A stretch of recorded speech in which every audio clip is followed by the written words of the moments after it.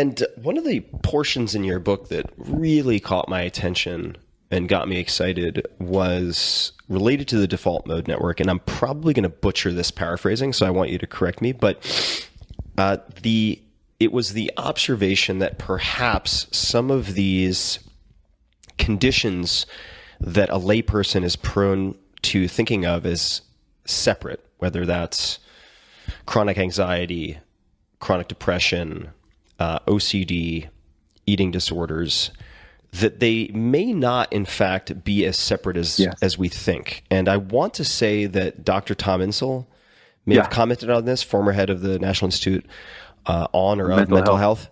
Yeah. Could you just elaborate on that? Because it's so exciting to me for many reasons that I want to do it justice. So could you explain this? I'm glad you brought that up because it's one of the most exciting things in the book, I think.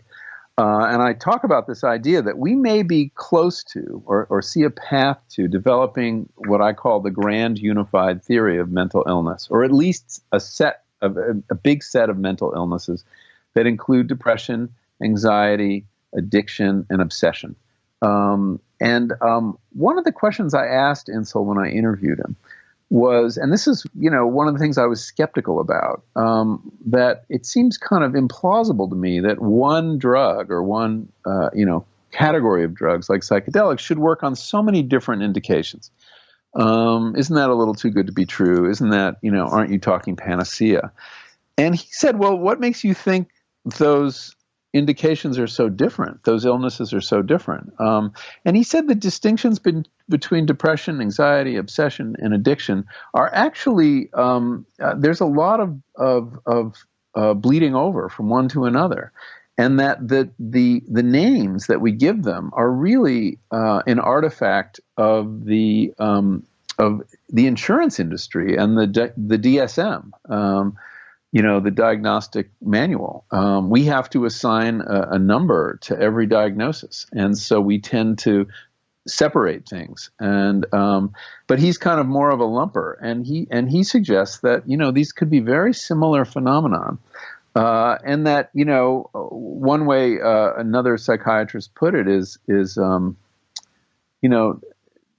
depression is kind of regret about the past. And anxiety is regret about the future. And I was like, oh, that's really interesting. They are, the real difference between depression and anxiety is tense, isn't it? And so when you step back to another level and you look at the mechanisms that may be at work here, you begin to see how these illnesses may be very similar. How do I mean? Well, if you look at, again, go back to Robin Carhart Harris's work on the default mode network, his premise, he wrote another really interesting paper. Anyone who has an appetite for a little neuroscience should check out this paper. It's called The Entropic Brain. And you should put it on your website. I can send you a PDF. I'll put it in the show notes. Mm-hmm.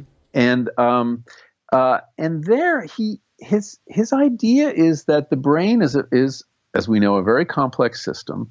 And it has an emergent order that is to some extent enforced or regulated by the default mode network. And the ego is the felt, version of that. And the ego's job is to kind of patrol the boundaries. All right. It's the cop on patrol, and it's patrolling the boundary between you and the other, things that aren't you, and you and your unconscious. And the system, has this kind of structural order. But in many people, that order gets overly rigid. And that brains function along a spectrum from entropy to rigidity. And on the entropy end, you have serious psychological ailments like schizophrenia. And you also have childhood consciousness, which is very chaotic and very psychedelic in many ways. And then on the other end of the spectrum, you get to these illnesses characterized by too much order, essentially. And that's depression and obsession and addiction. And these are essentially ailments where people get stuck in repetitive loops that these deep grooves of thought and behavior, which are enforced by an ego that's become almost punishing, too authoritarian. And so these brains are kind of locked, and these other brains, are just way loose. And there's a place you want to be in the middle there. There's a point of criticality, really, where you have enough entropy, but also enough order. And that we go wrong when we get too far to one end or the other. That's his theory, anyway. It's speculative, but has a lot of explanatory power. And basically, he thinks that psychedelics work by increasing the amount of entropy in the brain, and that entropy, up to a point, is a very positive thing. And that it is the lack of entropy that traps people in these very rigid patterns of thought and behavior. And that essentially the LSD or the psilocybin lubricates cognition. It can go too far and leads to magical thinking, which is also on the too much entropy side. But it also can help break people out of those habits. So there you begin to see the outlines of a grand unified theory of mental illness, and that's really exciting stuff. It makes me think of, it's so exciting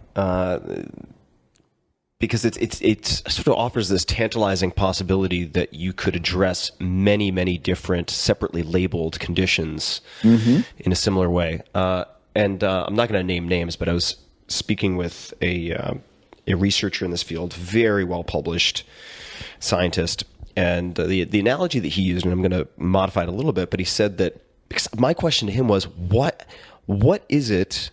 What is a plausible explanation for why some of these compounds seem to have this long-term reorganizing effect? Because the half-life of the drug, so to speak, is not months long. So what the hell happens where these people in some cases have this persistence of personality change where they have more empathy a year later, 2 years later? What on earth can explain that? And the picture he painted, because the mechanisms are still so poorly understood, was, well, you can imagine if you're on a ski mountain.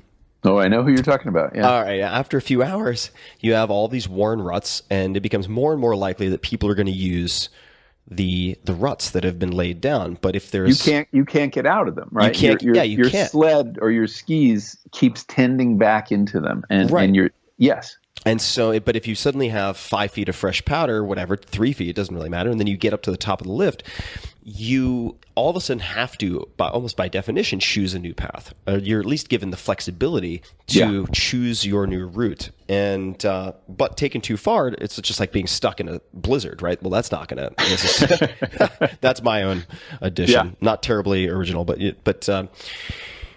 it's. I really need to meet Robin at some point. I haven't. You do. You need to have him on. He's a brilliant guy, and I think he will be recognized as a really important neuroscientist.